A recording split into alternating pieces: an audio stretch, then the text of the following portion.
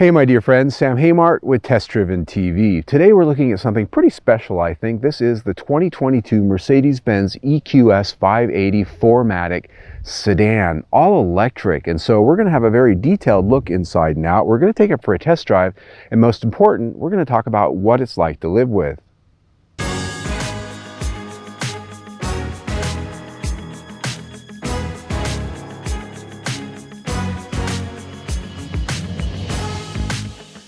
Before we get out on the test drive, let's talk about what we have here. This is a well-optioned 2022 Mercedes-Benz EQS 580 4Matic sedan. As tested, we're at $125,000 and some change, and that represents just a few options over the top of its $119,000 base price.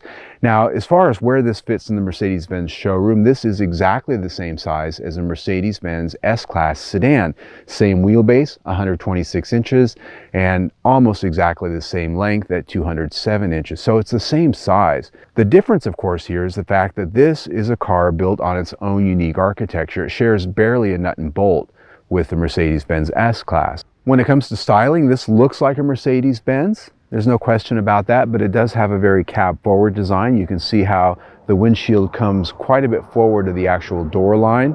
Looking at the front, you can see that this has a very traditional Mercedes look, yet with a modern flair. Because there's no gasoline engine under the hood, this does not have a big grille to cool a big giant radiator. Instead, there's a big shiny translucent panel that has some nice patterning behind it.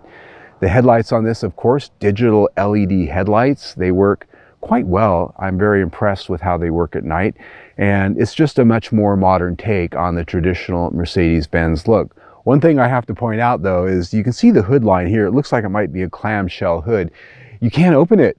I went to open the hood so that I could take pictures of what's underneath of it like I usually do with car reviews, and I spent quite a bit of time under the dash and everywhere trying to figure out how to open this hood. So I finally go to the owner's manual and I read up on it, and it says the owner is not permitted to open the hood. You have to take it to the dealership to get the hood open, and only a technician who's trained can have access to what's under there. The reality is there's nothing under there for you except for high voltage stuff that you can kill yourself with. So I just thought that was funny. There is one thing you can do. You can refill the windshield washer fluid. There's a flap that opens right here and it swings out, and you can do it there, but that's it. You don't get to get under the hood. I just thought that was darling.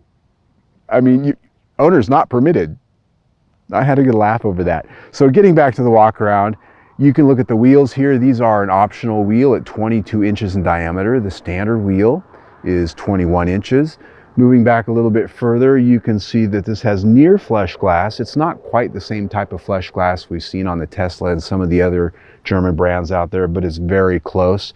The door handles flush as well. Now these are very much like the Tesla door handles. When you approach the car, when you unlock the car, those will pop out and allow you to open them up quite easily. But when you're not around and you don't need to open the car, or if it's locked, in they go.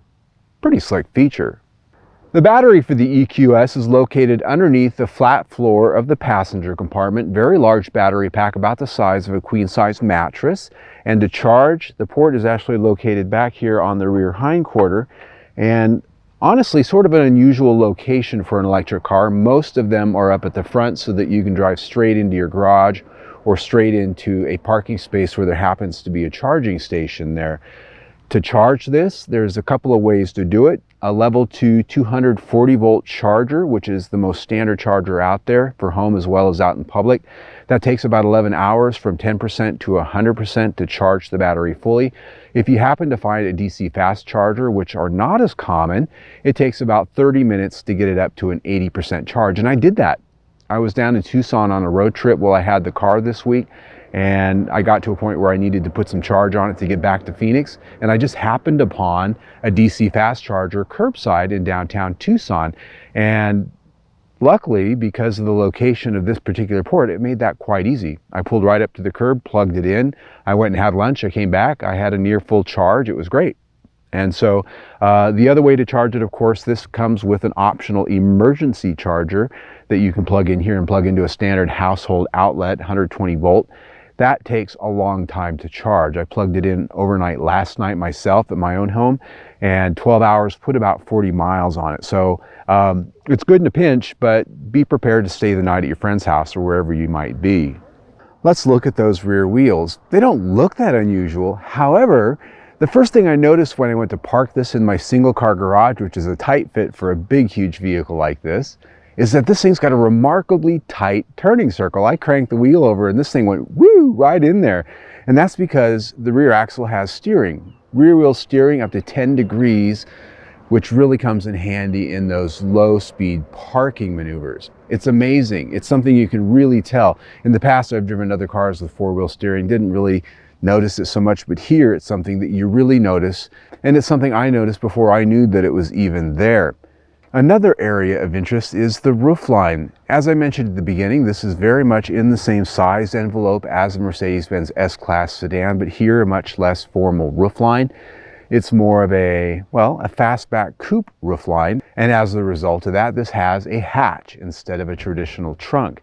Press a button, it's a power hatch, of course, a very nice feature, especially when we get into this price range. You'd expect not to have to lift a finger. And looking at the back, this does have some beautiful LED taillights, a nice bar that goes all the way across with an integrated lip spoiler on the back of that hatch. They're very ornate when they light up at night. It's just a nice, elegant design. The cabin of the EQS 580 is a place that I can't even begin to touch. I could literally do an entire 20-minute video on this interior, so we're going to just kind of hit the high points. And that really is the design. Have a look at this just for a minute. I mean, this is as rich as it gets right now in the automotive landscape. Of course, we have leather seats, navy gray and saddle brown on this interior. Wonderful quality, wonderful design, hand-stitched, a lot of soft trims everywhere you look, and it looks very futuristic. It's very calming, the color combination in this particular car, and when you add the light of the panoramic roof that this has, it's just a very nice place to sit. These seats are heated and ventilated. These are the multi-contour massaging seats. And there's a lot to be said about that. A video could be made on these. These do have a very curious feature though, and that's these little pillows hanging on the headrests that kind of look like an add-on. They remind me of the little pillows you get on the airplane from the stewardess. But then, you know, when I'm driving, I lean my head back on it and go, oh yeah, that's kind of nice. But they just kind of hang there. The dash, this is really where the money's at. This has the new Hyper screen, which is something I imagine we'll start to see down the line in other Mercedes-Benz vehicles. And this is a continuous piece that wraps the entire width of the dash, and it has multiple screens in it. So at single blush, it appears to be one large screen, but it's actually three. Ahead of the driver, a nice big instrument cluster that's fully digital, and you can adjust that in a multitude of ways. The center, a big massive screen that pretty much replaces all of the center stack hard controls. In fact, there are no hard controls in this interior, very few of them, not hardly a single knob. The good news is it does it very well, and as you can see, the visibility is good on it, it looks good. And over on the passenger side is another screen, and this is actually very cool as well. That's something the passenger can play with, and we'll get to that here in just a moment. The bottom line is this is an interior that is very well designed, very well put together, and it's exceptionally comfortable. It has the high-end HVAC system with the perfume in it that gives you some fragrance. This also has an active ambient lighting scheme in here. This has continuous LED lighting strips that pretty much are everywhere on this interior. They wrap the seats, they wrap the dash, the door panels. There's even an LED backlight up here around this element up on the roof. It's everywhere, and it's very cool. It can be a little bit distracting driving at night, but you can change the settings on that. And there are a multitude of ways to set this. Different colors, cycling, you can even set it to key off how you're driving and what's going on. The center console, obviously, as you can see, very simple. One of the materials in here is this beautiful linden wood. Now, when I first got in the car, it looks and feels like plastic, if I'm honest. I was sort of checking it out and playing around, and I actually didn't know it was real wood until I read in the information. But now that I know and I'm touching it, it's actually quite nice. It's very classy and goes along with the interior design of this car. Opening this up, there are cup holders in here, a nice storage cubby, ports down there to plug your devices in, and this car of course does have a wireless charger in there. Back here are a number of controls, mostly touch sensitive, and the start stop button for the car. Center console storage opens up with clamshell doors, about a Kleenex box worth of storage down in there, a little bit larger than the square box. Another nice thing is the storage underneath the console. It's a flying bridge, so there's a large area down there that you can put a number of things. You can put a purse, you can put soda, snacks if you're going on a road trip, that sort of thing. Even though it's futuristic and luxurious, they've made good use of the extra space they have here because this is an electric car with a fully flat floor. Your rear passengers are going to be very happy with the legroom. As you can see, I have got plenty of it. These seats are set for my height, which is about 5'9" with my boots on here, and I've got room to stretch out, as you can see. Now, this seat does have a low seating position because this is a sedan. The good news is it has lots of contouring, so it very much holds you, and you do have 3 across seating here. When it comes to amenities, obviously I've got the light and airiness of this panoramic roof. There's a lot of lighting back here. I've got vents on the side, vents in the center. So there's plenty of ways for your passengers to be comfortable. Down on the center console is a complete suite of controls for these seats back here. They of course are heated. And below that, there are USB ports to plug in and charge. Now, because this is a hatch, this has a large cargo area in the back, and these seats actually do fold down in a 60-40 split to give you a cargo floor that you can put large things in as if you had an SUV. Now, there is no spare back there. No, this has a fix-a-flat kit, but it is a really nice looking compartment back there, isn't it? Now, this does have white carpet in it, but I'm glad that the floor mats that they gave us are indeed not white. This interior is a place that I am very, very impressed with. The design, the materials, the technology, the creature comforts, and we barely even touched the surface here in this small walk around. This interior gets 5 out of 5 stars. It really just is best in class. When it comes to the technology, the audio and the human interface here is a subject all its own, especially with this hyperscreen. There is so much to talk about that we literally could, as I said, do a complete video on it all by itself. But touching the high points, this has the Burmester audio system in it, which is absolutely fantastic. The MBUX assistance and just all of the suite of features that you can get here. And so in addition to all of the driving aids that you have on screen, you've got this large center screen here, which is entirely touch sensitive. As you can see, I've got a large map displayed on it that's got like Google Earth images, and it follows you along when you're using nav. It has all of the settings in here for your audio, your car, the massaging seats. When it comes to connectivity, this of course does have wireless Apple CarPlay, Android Auto, the full suite of all the entertainment options that are available to you. The menus are very well laid out. So well laid out, in fact, the visibility so good, the graphics so good, that I'm not really complaining here about the lack of hard controls, because there aren't any. There literally aren't any knobs, no tuning, no volume, and that's something I usually almost always complain about. Down on the center console, there are some capacitive touch, volume, and some other controls that go along with this, but they work exceptionally well. And the passenger has their own. That's the beauty of this thing. When somebody's sitting in the seat, that screen over there lights up. The passenger can literally control almost anything the driver can. Navigation, audio, lighting, massaging seats. I went on a road trip and my partner was able to turn on the massaging seat for me as I'm driving along because it's a detailed menu. He was able to sort of play DJ while we were on our trip and just play some different songs that sort of went along with the conversations that we were having. It is a fun feature. I imagine if you have kids, that would be great. You could just let your kid completely go on. I am duly impressed, very much so. So much so that this gets 5 out of 5 stars. All right, my friends, now it's time to take a drive. And you know, the question I always like to ask is, how does it go? Woo! And 60. Okay. So I felt my skin sink in on my face there. Isn't that something? Did you hear a thing? No. So 0 to 60 comes in 4.1 seconds, says Mercedes-Benz. I believe that. It actually feels a little bit quicker.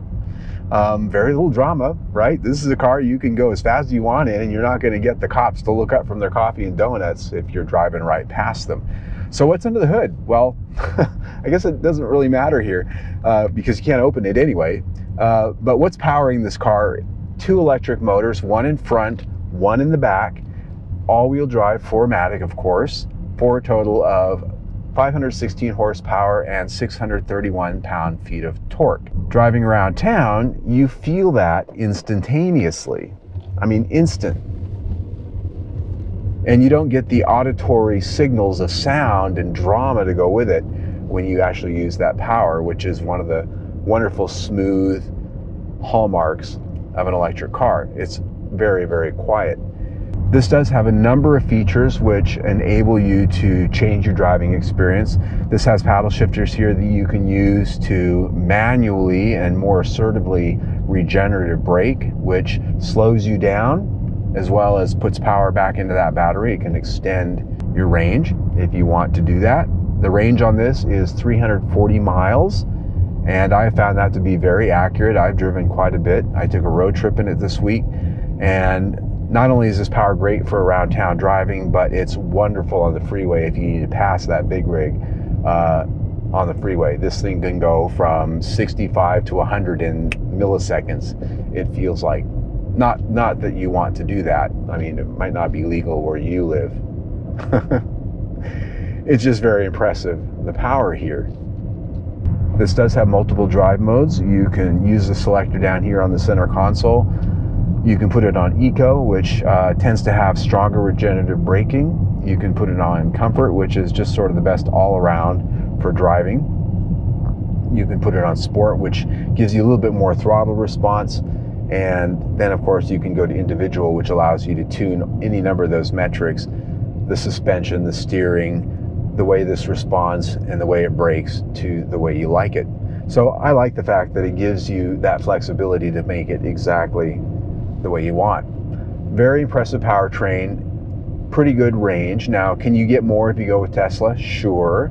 There is more out there in the way of power and range, but for Mercedes-Benz first big ovation in an electric vehicle, I think they've done a good job here. This powertrain gets 5 out of 5 stars. Ride and comfort. That's a very good topic for this car. This is literally the quietest car I have ever tested. A decibel read is 51.5 decibels at 70 miles an hour for my 1 mile average on the stretch. That is a full 10 decibels less than the previous quietest car I've ever tested. And that goes to the fact that we do have electric motors instead of a gas motor, but moreover, they put more sound deadening in electric cars typically, because without the gas engine making noise, you tend to hear a lot more things. And so the aerodynamics, the sound deadening, how solid a car this is, they've gone to a lot of work, and it pays off. Now, this is a heavy car. 5,888 pounds this thing weighs. So it has the Aromatic air suspension. It has an adaptive suspension that changes the damper settings. And so what we've ended up with here is a car that is very, very heavy, 1,100 pounds more than the S-Class sedan. But it doesn't feel like it, oddly enough. They've tuned the suspension, the steering, and the brakes to sort of belie the fact that this thing weighs so much. And with the drive modes, especially on Sport, this thing has quite a bit of agility. You can actually throw this thing around in a corner. It's got these giant tires and wheels. That's one of the reasons why, is so that you can drive this thing like a normal car and not feel like you're lugging around almost 6,000 pounds. But the suspension tuning here is such, now I've got it on Comfort again, it feels like any other Mercedes sedan. It's got just a touch of float. It has that Mercedes feel. And that's a miracle that they've been able to tune that into a car that is a completely different architecture than anything they've ever done before. It's just well done in that regard. It's quiet, it's comfortable, and it's very stable at speed. And with the dynamics you've got here and setting your different drive modes, you can really set it up any way you want it. This chassis gets 5 out of 5 stars.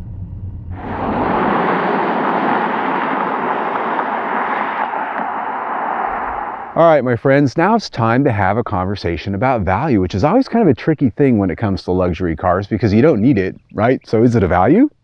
I mean, a Toyota Corolla is a value, but here, let's talk about this. This is a luxury electric sedan. What else can you compare this to? There are a few out there now. There's Porsche, they have a really good one. But then there's also the Tesla Model S, which a lot of people really consider to be the benchmark in this class. And the Tesla Model S, very good car, but this is a Mercedes-Benz. This is a Mercedes-Benz of electric cars. And that's the best way to put it. This is a company that's been around for over 100 years. Tesla's been around not quite that long, right? Everything Tesla builds is essentially a clean sheet of paper. This is a car that is a Mercedes-Benz in every sense of the word, but it's also electric. So the interior, the driving experience, everything that goes along with the ownership experience is something that Mercedes owners are going to feel right at home in, except that it's electric. So when I look at the price here, $125,000 as tested, I think that's amazing. And the reason why is because you can spend that much on an S-Class sedan. It really isn't like you're spending that much more money here. In fact, with the base price of $119 and all the options that are on here, it didn't really go out that much. Usually I get a Mercedes-Benz and it's got $10,000, $15,000, $20,000, maybe $30,000 worth of options on it, and this has got hardly anything. So when I look at everything that's here, it's like a fully loaded S-Class sedan at $125,000 that you don't have to put gasoline in.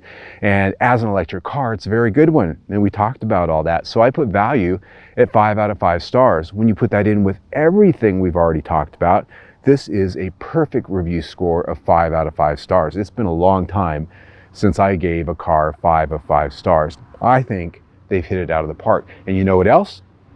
It goes on my buy it list. Yeah. So if I were buying a very expensive electric luxury sedan, I would buy it. It's totally worth the money. Now, Tesla Model S, that's been on my buy it list before. But this is just sort of a different animal. This is a Mercedes that's electric, right? Not just an electric car. So there you go. If you like the video you just saw, please see our latest one right there. Better yet, subscribe to our YouTube channel right down there.